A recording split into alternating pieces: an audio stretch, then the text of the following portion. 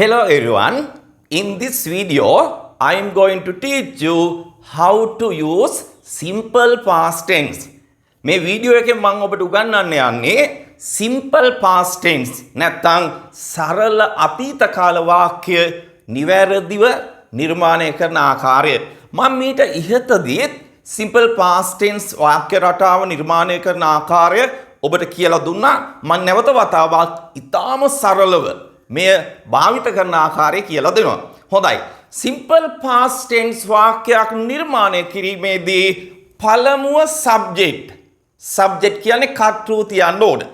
ඊගාවට අනිවාර්යයෙන්ම ක්‍රියාපදය past tense විය යුතුයි.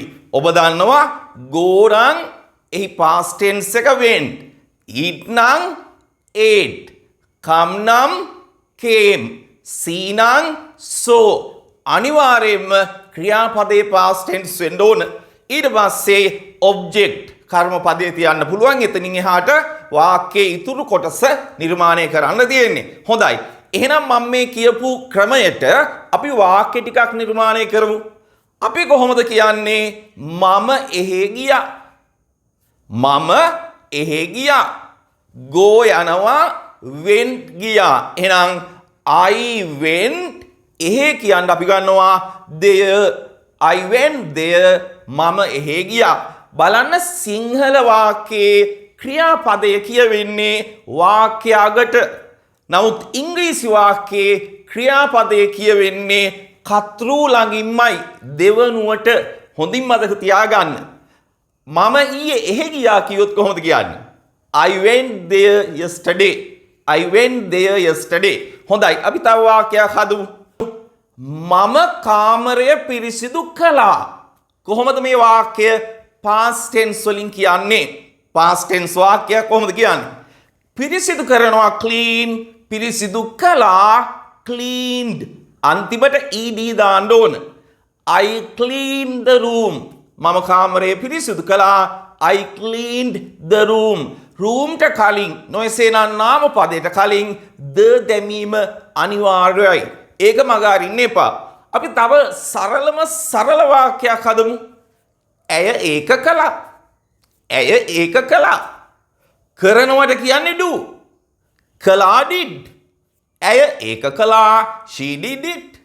she did it. ඇය ඒක ඊයේ කළා. she did it yesterday. එය කියන්න අපි it භාවිත කරනවා. ඊගා වාක්‍ය. ඔවුන් අලුතෙන් නිවසක් හැදුවා. නිවසක් හදනවට අපි භාවිත කරන්නේ build කියන ක්‍රියාපදේ. මෙහිදී make කියන ක්‍රියාපදය භාවිත කරන්නේ හදනවා කියන අදහස ගන්න. ඔවුන් අලුත් නිවසක් හැදුවා. they built a new house. they built a new house. හොඳින් මතක තියාගන්න.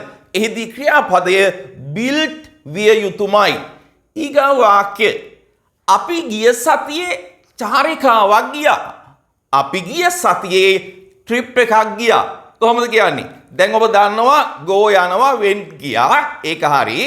අපි නම් we ඊට පස්සේ went චාරිකාවක් කියනකොට ඔබ හොඳින් මතක තියාගන්න on a trip කියලා තමයි අපි භාවිත කරන්නේ.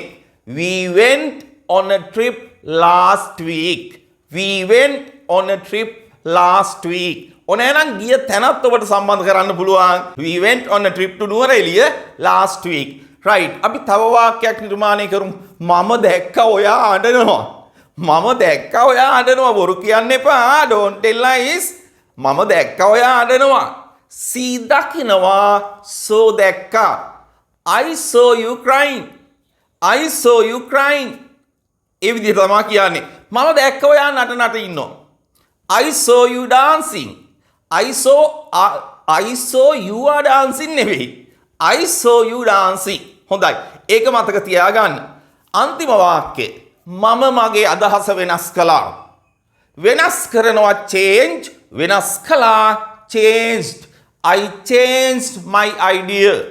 I changed my idea. right. හරි. දැන් ගොඩක් අය දන්නේ නැහැ. එහෙම නැත්නම් වරද්ද ගන්නවා. නැත අර්ථයෙන් වාක්‍ය නිර්මාණය කිරීමේදී කොහොමද මේක යොදාගන්නේ කියලා. මෙතනදී අපි උදාහරණයක් වශයෙන් මම එහෙ ගියේ නැහැ. අපි එහෙම කියනව නේද? මම ඒක ගත්තේ නැහැ. අතීත කාල නැත අර්ථයේ වාක්‍යයක්. මෙතනදී අපි did සහ not භාවිත කරනවා. did not කෙටි වුණාම didn't සමහර අය didn't කියනවා. හැබැයි ඔබ ප්‍රනවුන්ස් කරන්න didn't. බොහෝ විදේශිකයින් භාවිත කරන්නේ didn't කියලා. අපි වාක්‍ය ටිකක් හදමු. මම එහෙ ගියේ නෑ. මම එහෙ ගියේ නෑ. I didn't go ද දාන්නේ when ද දාන්නේ. didn't පස්සේ go ද දාන්නේ when ද දාන්නේ. හොඳින් මතක තියාගන්න ක්‍රියාපදයේ මූලික ස්වරූපය තමා didn't පස්සේ දාන්නේ. I didn't go there. I didn't go there yesterday. මම එහෙ ඊයේ ගියේ නෑ. right. ඊගා වාක්‍ය. ඇය කාමරය පිරිසිදු කළේ නැහැ. ඇය කාමරය පිරිසිදු කළේ නැහැ. කොහොමද කියන්නේ? she ඊට පස්සේ did not කෙටි කළා didn't. She didn't clean the house. Clean the room නේද? She didn't clean the room. ඇය කාමරය පිරිසිදු කළේ නැහැ. හරි. මම අලුත් කාර් එකක් මිලදී ගත්තේ නැහැ. බොරුවක් ඔයාලට කියලා තියෙන්නේ. මම අලුත් කාර් එකක් මිලදී ගත්තේ නැහැ. කොහොමද කියන්නේ? මිලදී ගන්නවා buy. මිලදී ගන්නවා buy. I didn't buy a new car. I didn't buy a new car. හොඳයි.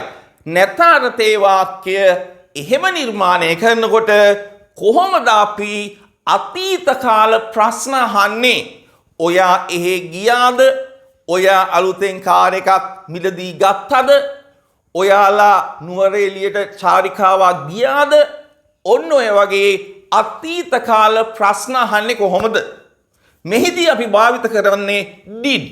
did යොදා ගන්නවා ඒක වචන බහුවචන ભેදයකින් තොරව අපි did භාවිත කරනවා. ඔයා එහෙ ගියාද? did you එතනද මොකක්ද දාන්නේ? go ද වෙන්ද? අපි දාන්නේ base form එක හොඳින් මතක තියාගන්න. did you go there? ඔයා එහෙ ගියාද? ඔයා ඊයේ එහෙ ගියාද? did you go there yesterday? did you go there yesterday? ඔයා අලුතෙන් කාර් එකක් මිලදී ගත්තද? did you buy a new car? did you buy ඔයා මිලදී ගත්තද? a new car අලුත් කාර් එකක්. අලුත් කාර් එකක් කියනකොට අල් කයන්න ගන්න තමයි අපි මෙතනදී a භාවිත කරේ. හරි. ඔයා ඇඬුවද? කාගේ හරි නේද? ඇස් දෙක රතු වෙලා නිකන් එහෙම ඉන්නකොට අපි අහනවානේ ඔයා ඇඬුවද? කොහොමද අහන්නේ? did you cry? did you cry? ආන් ඒ විදිහට. හොඳයි. අන්තිම ප්‍රශ්නය. ඔයා මගේ පොත ගෙනාවද? ඔයා මගේ පොත ගෙනාවද? did you bring my book? did you bring ඔයා ගෙනාවද මගේ පොත my book? right. එහෙනම් අතීත කාල වාක්‍ය නිර්මාණය කිරීම හොඳින් මතක තියාගන්න නැතාර්ථය සහ ප්‍රශ්න අහසීම. හොඳයි. එහෙනම් අපි තවත් වීඩියෝ එකකින් හමු වෙමු. ගිහින් එන්න. have a nice day. bye.